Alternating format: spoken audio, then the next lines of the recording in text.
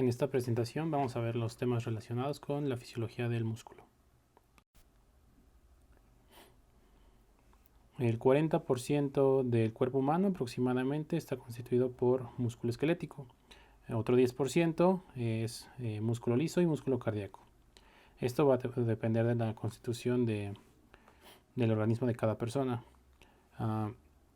Las células están muy especializadas en la conversión de energía química en energía mecánica, que es lo que caracteriza a este tipo de tejido. Vamos a empezar viendo los componentes del músculo esquelético, que es el prototipo del tejido muscular. Y en otros temas ya veremos más a fondo lo que constituye y cómo es que funciona el músculo cardíaco y el músculo liso. La forma en que se comunican las motoneuronas con el músculo que inervan es mediante una unión neuromuscular. Y la unión neuromuscular es un ejemplo de una sinapsis química. De este lado de nuestra neurona tenemos nuestra célula presináptica y nuestra célula postsináptica, que va a ser la fibra muscular. Y los eventos que ocurren para que se dé esta comunicación, como ya habíamos mencionado, es un ejemplo de sinapsis química. Y en el medio tenemos un espacio sináptico. Previo a que ocurra una contracción muscular, el impulso nervioso debió haber viajado por nuestra motoneurona con potenciales de acción por los nodos de Ranvier, que una vez que llegan a nuestro botón sináptico va a generar una apertura de canales de calcio sensibles a voltaje por los potenciales de acción. Esto va a generar la entrada de iones calcio hacia el interior de la célula presináptica en el botón sináptico, y esta entrada de calcio genera la salida de vesículas de acetilcolina que ya estaban preformadas en el botón sináptico, y la acetilcolina va a ser nuestro neurotransmisor en esta sinapsis. Mediante exocitosis se va a liberar la acetilcolina hacia el espacio sináptico y posteriormente va a ir hacia la membrana de mi célula postsináptica. Y la acetilcolina se va a unir a un receptor nicotínico de un canal iónico dependiente de ligando. Una vez que la acetilcolina se le une, va a generar un cambio conformacional en este canal, lo cual genera que aumente la permeabilidad para sodio y para potasio, y los dos van a ir en favor de su gradiente de concentración. Entonces va a ingresar mayor cantidad de sodio al interior de mi célula postsináptica y va a salir potasio hacia el espacio sináptico. Y a esto se le denomina potencial miniatura, que es el potencial mínimo generado por una sola vesícula. Y debido a que hay muchos canales y receptores en la placa motora terminal, la suma de todos estos potenciales miniatura me va a generar un potencial de placa terminal, que repito es la suma de muchos potenciales miniatura.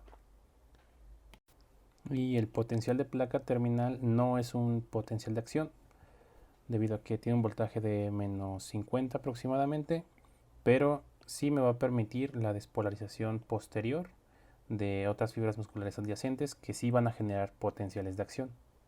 Entonces, de esta forma es como se transmite el impulso sináptico de la neurona hacia la fibra muscular, mediante potenciales miniatura y potenciales de placa terminal que me generan posteriormente potenciales de acción. Y este proceso termina cuando la acetilcolina es degradada por una enzima que también se encuentra en la placa motora terminal, llamada acetilcolinesterasa, la cual va a escindir la acetilcolina en colina y acetato. Y el 50% de esta colina va a ser reciclada y va a entrar nuevamente a mi neurona presináptica por un canal de sodio-colina. Y de esta manera se va a reciclar esta colina para generar nueva acetilcolina. De esta forma la acetilcolina se sintetiza a partir de colina que fue reciclada y acetilcoenzima Y la enzima que va a sintetizarlo va a ser la colina acetiltransferasa para formar la acetilcolina, que puede ser nuevamente almacenada en vesículas y utilizada como neurotransmisor. Y el ciclo se va a repetir cuando la acetilcolinesterasa escinda la acetilcolina y se pueda volver a reciclar. Entonces, quien sintetiza acetilcolina es la colinacetiltransferasa y quien la degrada es la acetilcolinesterasa. El músculo está constituido por fascículos. Estos fascículos son un conjunto de fibras musculares. Y la fibra muscular es lo que va a funcionar como una sola unidad, la cual va a estar constituida a su vez por un conjunto de miofibrillas. Esta fibra muscular está constituida, además de miofibrillas que están longitudinalmente, de múltiples núcleos, además de estar cubiertos por una membrana plasmática. En este caso es el sarcolema. En esta imagen el sarcolema es lo que recubre a todas estas miofibrillas, y las miofibrillas son estos conjuntos de proteínas compuestas longitudinalmente por toda la fibra muscular. Y además del sarcolema y las miofibrillas y los núcleos, estas fibras musculares están cubiertas o tienen una red de retículo sarcoplasmático, el cual va a pasar por todas las miofibrillas y túbulos T en una disposición transversa. Aquí ahorita vamos a ver un poco más de qué función tienen estos componentes. Y básicamente la constitución de estas miofibrillas es de filamentos gruesos y filamentos delgados. Los filamentos gruesos son de miosina específicamente, y bueno, a su vez estos filamentos de miosina están constituidos por un par de cadenas pesadas de miosina, que en este caso serían lo que forman la cola de la miosina, que son dos cadenas de miosina en una disposición helicoidal, haciendo esta forma, y también constituyen un par de cadenas ligeras. Las cadenas ligeras son las que van a formar las cabezas globulares de la miosina. Entonces la cadena pesada de miosina es lo que forma la cola de la miosina, mientras que las cadenas ligeras son lo que forman la cabeza de la miosina. Otro punto importante también es que la cabeza de la miosina, es decir, las cadenas ligeras, contienen el sitio de unión de la actina y también el sitio de unión hacia el ATP. Y los filamentos delgados de actina van a estar constituidos por tres proteínas. La actina, que en este esquema es de color azul, también en forma helicoidal.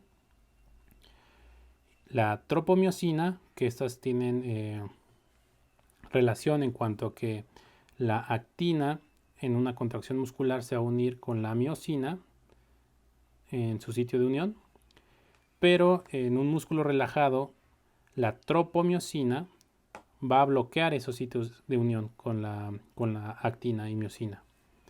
Básicamente la función de la tropomiosina es evitar la unión de miosina con actina en un músculo relajado. Y finalmente la troponina, que en el esquema es esta proteína constituida por tres subunidades, la cual es una troponina T, troponina I y troponina C.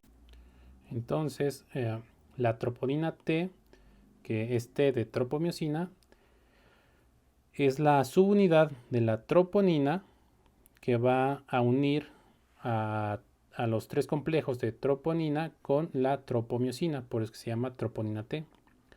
Es la parte del complejo de troponina que se une a la tropomiosina. La troponina I de inhibición es la que está encargada de bloquear junto a la tropomiosina la unión de la actina con la miosina. Y la última subunidad, que es la troponina C, esta va a tener sitios de unión a calcio cuando hay una elevación del calcio intracelular para una contracción muscular, de la cual vamos a hablar más adelante. Entonces básicamente los filamentos delgados y filamentos gruesos son los que constituyen en su gran mayoría a las fibras musculares o a las miofibrillas. Y la forma en que estos filamentos gruesos y finos van a estar dispuestos en la miofibrilla es de la siguiente forma. Es el sarcómero, esta estructura, la cual es la unidad estructural básica del músculo esquelético. Y va a estar delimitada a cada lado por un disco Z, que son los límites del sarcómero, en el centro por una línea M. Y va a contener también una banda A, que es esta de aquí. Y en esta banda A, que está en el centro, va a haber las fibras, los filamentos gruesos de miosina. Y también va a estar constituido por bandas I. Al lado de cada banda A va a haber la mitad de una banda I, solo la mitad, una mitad por un lado y una mitad por el otro. Y en estas bandas I van a estar los filamentos finos, que son los que encontramos aquí. Y estos filamentos finos se van a interdigitar con los filamentos gruesos de las bandas A. Y también en las zonas desnudas, que son las que están justamente en el centro, sobre la línea M, y también dentro de la banda A, se llaman zonas desnudas porque no hay cabezas de miosina. Y al no haber cabezas de miosina, no hay sitios potenciales de formación de puentes cruzados. Es decir, a diferencia de esta zona de la banda A, donde sí hay cabezas de miosina y que está en contacto con una zona de las bandas I, en ese caso sí va a haber, se van a poder interdigitar los filamentos finos con los filamentos gruesos para generar la contracción o los puentes cruzados. Cosa que no se va a poder realizar en la zona desnuda porque no hay zonas de contacto entre filamentos gruesos y filamentos finos. Y aquí tenemos una fibra muscular con sus miofibrillas al centro. Y como habíamos dicho anteriormente, la membrana plasmática que iba a recubrir todas estas miofibrillas, en este caso se llama sarcolema. Sarcolema es lo mismo que la membrana plasmática. Y es lo que tenemos aquí. Y en ciertas porciones, en ciertas partes de la membrana plasmática del sarcolema, hay invaginaciones de la propia membrana plasmática que van a pasar por todas las miofibrillas. Y a esto se les va a conocer como túbulos T. Entonces los túbulos T son simplemente invaginaciones de la membrana plasmática que van a pasar por las miofibrillas, y esto con la finalidad de transmitir los impulsos nerviosos. Es decir, el hecho de que sea una membrana plasmática que se despolariza va a generar que la despolarización llegue hacia las miofibrillas mediante los túbulos T. Y el retículo sarcoplásmico, que en la imagen es lo que está de color amarillo, también va a formar una especie de red que va a estar en contacto con cada miofibrilla y con los túbulos T. El retículo sarcoplásmico va a tener la función de almacenar y liberar calcio para las contracciones musculares. Aquí tenemos el sarcolema, que es la membrana plasmática, y las invaginaciones, que son los túbulos T. Y lo de amarillo es el retículo sarcoplasmático. Y las partes del retículo sarcoplasmático que están en contacto directo con los túbulos T se conoce como cisternas terminales, y estas son fibras longitudinales. Y las cisternas terminales del retículo sarcoplasmático tienen altas concentraciones de calcio.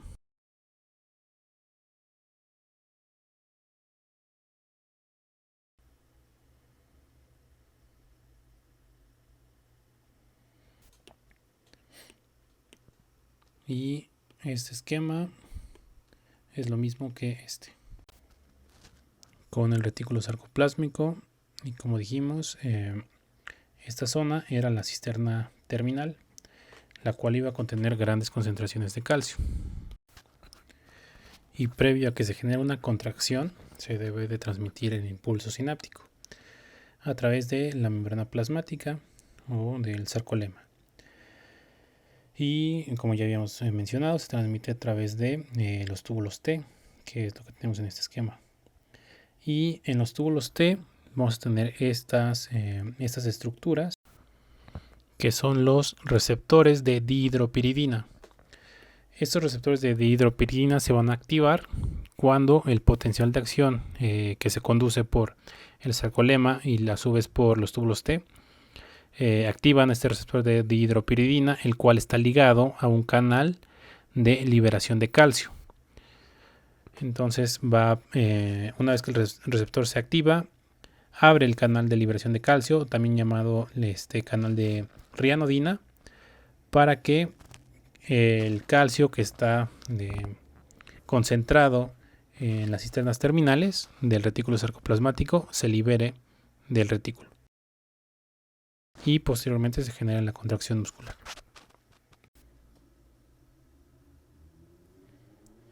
Y una vez que el calcio salió de la cisterna del retículo sarcoplasmático, esto por el potencial de acción, este calcio va a difundir a través de las miofibrillas.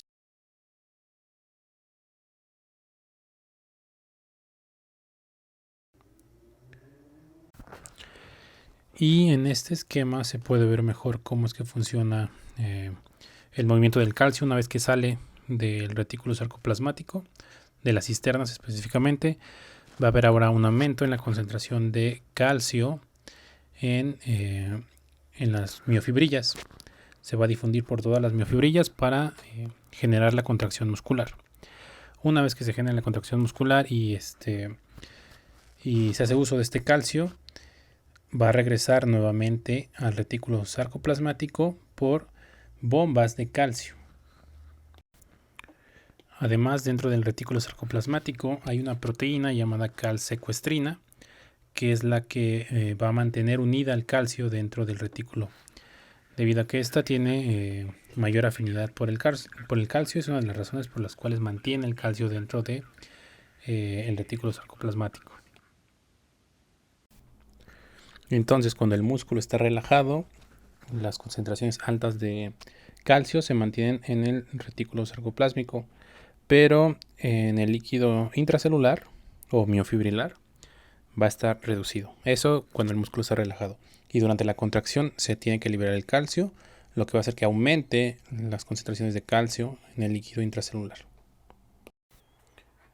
Y una vez que se liberaron las concentraciones de calcio del retículo sarcoplásmico por un potencial de acción previo, va a aumentar las concentraciones intracelulares del calcio, que sería en el líquido intracelular o miofibrilar, que sería todo esto de aquí. Y entonces vamos a tener altas concentraciones de calcio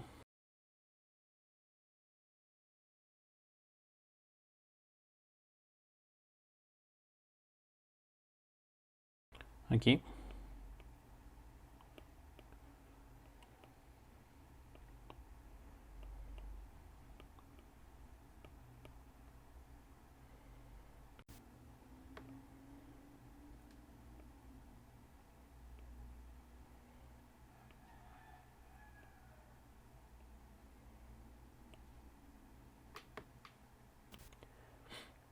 Y aquí tenemos los filamentos finos. Hay que recordar que están constituidos por la actina, la tropomiosina, que la función de la tropomiosina era bloquear la unión de la actina con la miosina. Esto durante un músculo relajado. Y que la troponina está unida a la tropomiosina. Eso otra vez, enfatizando en que es un músculo relajado. Y durante la liberación de calcio por el impulso del potencial de acción, aumenta la concentración de calcio intracelular, lo cual el calcio se va a unir a la troponina, específicamente a la troponina C, que era C de calcio. Esta unión de calcio a la troponina C va a generar un cambio conformacional sobre la troponina, lo cual genera que la tropomiosina libere los sitios de unión de la actina para que ésta se pueda unir a la miosina. Básicamente la finalidad de todo esto es que los sitios de unión de la actina queden expuestos y pueda comenzar el ciclo conocido como de puentes cruzados. Ya que se liberaron los sitios de unión de la actina, estos se podrán unir ahora sí a la cabeza de miosina, es decir, filamentos gruesos con filamentos delgados. La unión de la cabeza de miosina con la actina está relacionado con un periodo de rigidez o de tensión. Luego, en el caso de que haya ATP, este se va a unir a un sitio de unión de la cabeza de miosina, lo cual va a generar un cambio conformacional sobre la cabeza de miosina para que disminuya su afinidad por la actina, lo que va a hacer que se libere esa cabeza de miosina de la actina. Básicamente, el ATP genera que se despegue esta cabeza de miosina de la actina. Luego, esta unión de ATP a la cabeza de miosina también va a generar un cambio conformacional sobre la miosina, lo cual va a hacer que esta cabeza de miosina se desplace hacia el extremo positivo de la actina, es decir, que avance un poco hacia el extremo positivo. En el esquema, en la línea punteada, es en la posición en la que se encontraba anteriormente y luego su posicionamiento hacia el lado positivo de la actina. Posteriormente, el ATP se va a hidrolizar en ADP y fosfato, pero van a mantenerse unidos a la cabeza de miosina. Y en este punto, la miosina se va a unir a un nuevo sitio de unión de la actina, pero ya en un lugar más desplazado hacia la zona positiva de la actina. El golpe de fuerza para la contracción muscular. El hecho de que se esté uniendo a sitios de unión en la actina más adelante hacia la zona positiva para que pueda desplazar a la actina. Después se liberan el ADP y el fosfato, lo cual hace que la miosina de rigor y vuelva a comenzar el ciclo de puentes cruzados. Y entonces este ciclo va a comenzar siempre y cuando haya concentraciones de calcio intracelular que me pueda liberar los sitios de unión de la actina para que pueda unirse la cabeza de miosina y pueda comenzar el ciclo. Y la relajación va a ocurrir cuando no haya calcio intracelular. Entonces, al no haber calcio intracelular, porque este se fue dentro del retículo sarcoplásmico por la bomba calcio ATPasa, como va a haber bajas concentraciones de calcio intracelular, esto va a generar que la tropomiosina esté ocupada, que la actina esté ocupada por la tropomiosina. Entonces, al nosotros tener concentraciones elevadas de calcio intracelular por la liberación de las cisternas del retículo sarcoplásmico, este calcio se va a unir a la troponina C, lo cual va a generar que la tropomiosina, que son estos filamentos delgados, liberen los sitios de unión de la actina. Entonces, los sitios de unión de la actina están libres, que son estos puntos verdes, lo cual va a generar que se pueda unir a la cabeza de miosina. Ahora vamos a ver qué relación tiene la tensión con la longitud del músculo. Cuando los músculos se contraen, estos van a generar una fuerza, la cual habitualmente se mide como tensión. Y también se va a producir una reducción de la longitud. En este caso, como vemos en el bíceps braquial, cuando se flexiona el codo, se genera una fuerza del bíceps generada por la contracción y eso genera tensión. y al mismo tiempo se va a acortar el músculo, es decir, va a haber una disminución de la longitud para que pasemos de esto a esto, ¿no? Entonces hay dos conceptos que debemos de tener bien claros: la tensión y la longitud, que van a cambiar. Y tomando en cuenta esos dos aspectos, la tensión y la longitud, tenemos dos tipos de contracciones: la contracción isométrica, la cual hace referencia a que la longitud del músculo se va a mantener siempre igual, no va a cambiar. Pero lo que se va a cambiar y lo que se va a medir es la tensión o la fuerza generada. Como vemos en la imagen, tenemos un músculo que está elongado y se mantiene a la misma longitud en la primera imagen y en la segunda. Y lo que va a cambiar es la fuerza que genera. En el punto inicial tiene una tensión baja, después de estimularlo tiene una tensión alta, genera más fuerza, pero la longitud nunca cambia. Un ejemplo de esto podrían ser las planchas en el gimnasio, debido a que la longitud de los grupos musculares no cambia, se mantiene siempre en esa misma posición.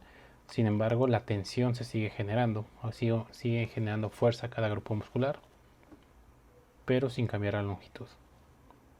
Y por el otro lado tenemos la contracción isotónica.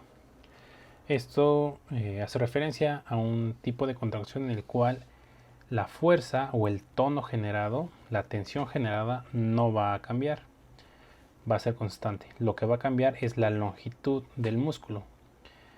En la primera imagen tenemos el músculo a una cierta longitud y en ese estado está relajado. Una vez que se estimula, se va a contraer, va a generar fuerza, que es constante, una tensión constante, y lo que va a cambiar es la longitud, se va a acortar el músculo. Y este ejercicio, el levantamiento de una mancuerna, sería el ejemplo de una contracción isotónica, debido a que la tensión generada no está cambiando, pero sí está cambiando la longitud del músculo, del bíceps. Se contrae, acorta su longitud, pero la tensión o la fuerza generada no está cambiando, que sería el ejemplo de aquí. En esta gráfica tenemos representado cómo influye la longitud del músculo con la fuerza de contracción o la tensión. En este caso dice estrés, pero es lo mismo: fuerza, tensión y estrés. Es lo que se le conoce como relación longitud-tensión. La tensión generada por el músculo en el proceso contráctil es la tensión activa, en este caso la línea roja. Y esta tensión activa, que básicamente es lo que realmente nos interesa de la tensión en el músculo, es la resultante de la tensión pasiva y la tensión total. La tensión pasiva hace referencia a la tensión generada por el músculo a una longitud determinada, pero en estado de reposo. Y la contracción total es la tensión generada por el músculo a una longitud determinada, pero con un estímulo que va a generar un aumento de la tensión o de la fuerza contráctil. Entonces la diferencia entre la tensión total con la pasiva me resulta en la tensión activa, que es lo representativo del proceso contráctil del músculo. Y de este lado ya tenemos únicamente la gráfica con la tensión activa. Es lo mismo que esto. Y como podemos ver, el comportamiento de la fuerza de contracción no es proporcional a la longitud del músculo, y entonces va a tener este comportamiento. Vemos como hay dos puntos de máxima contracción. Aquí un punto donde hay poca tensión o fuerza de contracción, y aquí también poca o nula fuerza de contracción. Y en este caso, debido a que es una longitud mínima, es decir, el músculo en este punto está contraído y en este punto el músculo está estirado porque es mayor longitud, y en el centro es donde está la longitud óptima. La longitud óptima es cuando el punto en el que hay mayor tensión generada o mayor fuerza de contracción. ¿Y a qué se debe esto? Pues está directamente relacionado con el número de puentes cruzados que se puedan generar a cierta longitud. Entonces la longitud óptima se debe a que el máximo número de puentes cruzados que se podrían generar a esta longitud sí se van a formar de forma efectiva, que serían el punto B y el punto C, correspondientes a esta imagen y a esta imagen. Se están traslapando los filamentos gruesos y los filamentos finos de forma adecuada para formar el máximo número de puentes cruzados que se puedan formar. Entonces la tensión va a ser máxima. Pero vemos que de este lado, en un músculo muy contraído, es decir, que la longitud disminuyó, hay poca fuerza de contracción generada o poca tensión, que correspondería con la imagen A. Y esto se debe a que hay filamentos de miosina que están traslapados entre sí. Entonces va a haber una disminución de puentes cruzados que se puedan formar. Por lo tanto, una disminución de la fuerza de contracción. Y del otro lado, en un músculo que esté muy estirado, muy elongado, es decir, va a aumentar su longitud, también tenemos poca o nula fuerza de contracción, correspondiente con la letra D, que sería esto. Y esto, como está justamente muy estirado el músculo, la actina y los filamentos gruesos con los filamentos finos básicamente no van a poder formar puentes cruzados efectivos porque no están traslapados unos con otros. Entonces no hay forma de que se genere un puente cruzado aquí. Por lo tanto, la fuerza de contracción es mínima. Y es por esto que un músculo que no está ni muy contraído ni muy estirado, es decir, en el medio, es donde se genera su máxima fuerza de contracción, cuando es mayor la cantidad de puentes cruzados que pueda generar. Cada motoneurona proveniente de la médula espinal va a inervar múltiples fibras musculares, y el número de fibras musculares que inerve va a depender del tipo de músculo. Y esta motoneurona, con sus fibras musculares que inerva, se le denomina unidad motora. Y aquellos músculos que no necesitan tanta fineza en sus movimientos, como los óleos o el trapecio en la espalda, tienen muchas fibras musculares para una sola motoneurona.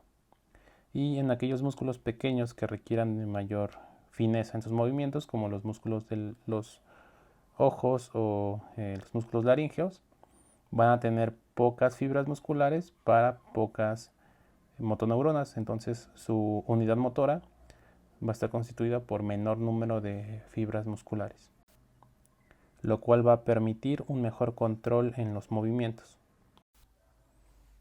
Y las fibras musculares de cada unidad motora no están separadas en segmentos dentro del músculo, sino que las fibras musculares de todas las unidades motoras de ese músculo van a estar interdigitadas entre sí, como podemos ver aquí en la imagen.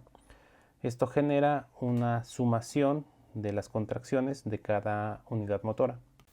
De esta forma, todo el músculo se va a mover como una unidad y no en segmentos separados, a pesar de que tenga distintas unidades motoras.